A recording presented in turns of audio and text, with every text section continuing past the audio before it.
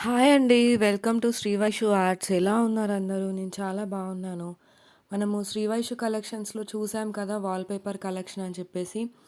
ఇప్పుడు నేను అవి ఎలా స్టిక్ చేస్తున్నానో మీకు చూపిస్తాను. ఫస్ట్ వచ్చేసి నేను బెడ్‌రూమ్‌తో స్టార్ట్ చేశాను. ఆ తర్వాత హాల్ అండ్ లాస్ట్‌లో కిచెన్ చేశాను. సో, నేను ఇందులో చూయించేది ఏం లేదు. నేను జస్ట్ నా ఎక్స్‌పీరియన్స్‌తో మీకు కొన్ని చిన్న చిన్న టిప్స్ చెప్దాం అనుకుంటున్నాను. సో, ఇందులో నాకు ఫస్ట్ నేను అబ్జర్వ్ చేసిన మిస్టేక్ ఏంటంటే, ఆ షీట్ వచ్చేసి విడ్త్ మనకు 4 ఫీట్ ఉంటుంది. లెంత్ వచ్చేసి మనం ఎంత కావాలనేది వాళ్ళు స్క్వేర్ ఫీట్ ప్రకారం కౌంట్ చేసి ఇస్తారు.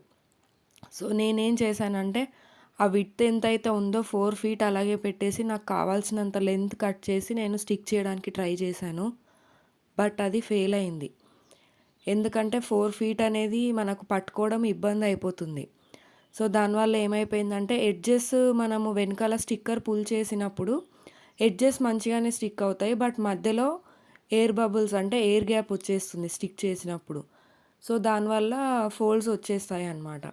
కొద్దిగా గమ్ము బాగానే స్ట్రాంగ్‌గా ఉంటుంది. సో, మళ్ళీ తీసి పెట్టడం అనేది కొద్దిగా గట్టిగానే ఉంటుంది. తీయడం రాదు.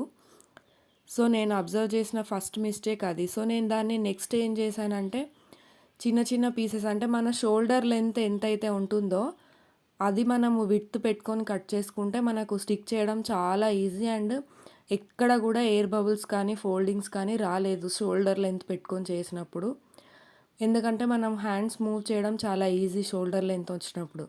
సో, అంతకంటే మనం ఎక్కువ లెంత్ తీసుకుంటే మనకు విడ్త్ లెంత్ ఎక్కువ తీసుకుంటే మనకు ప్రాబ్లమ్ అయిపోతుంది స్టిక్ చేయడం. పొడవు ఎంతైనా ఉండొచ్చు పర్వాలేదు. ఎందుకంటే ఒక్కసారి పైన స్టిక్ చేసిన తర్వాత వెనక పేపర్ గట్టిగా పట్టుకొని మనము పుల్ చేసేస్తే అది ఆటోమేటిక్‌గా స్టిక్ అయిపోతుంది. అది స్పాచులా టైప్ ఇచ్చారనమాట. రబ్బర్‌ది అది. దాంతో మనం రబ్ చేసుకుంటే మొత్తం నీట్‌గా స్టిక్ అయిపోతుంది. బట్ మనం విడ్త్ చిన్నగా పెట్టుకొని కొద్ది స్ట్రాంగ్‌గా పుల్ చేస్తే దాని అవసరం కూడా ఉండదు. సో, నేను అబ్జర్వ్ చేసిన ఫస్ట్ మిస్టేక్ అది.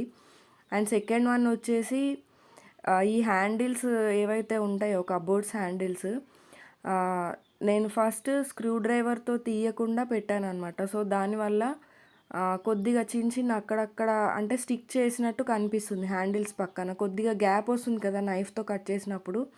అక్కడ మళ్ళీ చిన్న చిన్న పీసెస్ తీసి అతికించడం వల్ల అంత కనిపించట్లేదు. ఎందుకంటే ఇది డిజైన్ ప్యాటర్న్ టైప్ ఉంది కాబట్టి అది కవర్ అయిపోతుంది.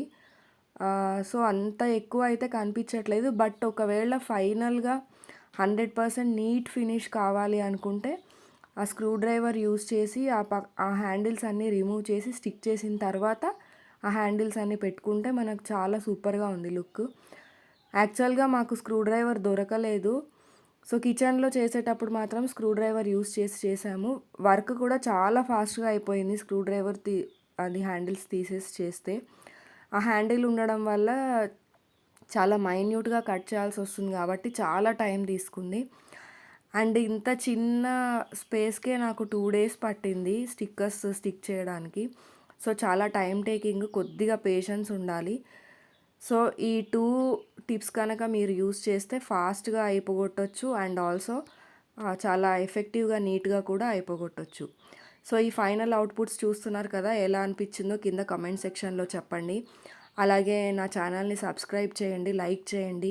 శ్రీవైషు కలెక్షన్స్ యొక్క లింక్ కూడా నేను డిస్క్రిప్షన్‌లో ఇస్తాను. అవి కూడా సబ్స్క్రైబ్ చేసుకోండి, లైక్ చేయండి. ఇంకా ముందు మేము అక్కడికి షిఫ్ట్ అయ్యాక ఇంకా చాలా చాలా రెనోవేట్ చేస్తాను. నేను ఆ వీడియోస్ అన్నీ పెడతాను. అన్నీ డీఐవైస్ చేస్తాను. సో, నన్ను ఇలాగే సపోర్ట్ చేస్తూ ఉండండి. Thank you very much. Have a nice day and stay safe, stay happy. Bye bye.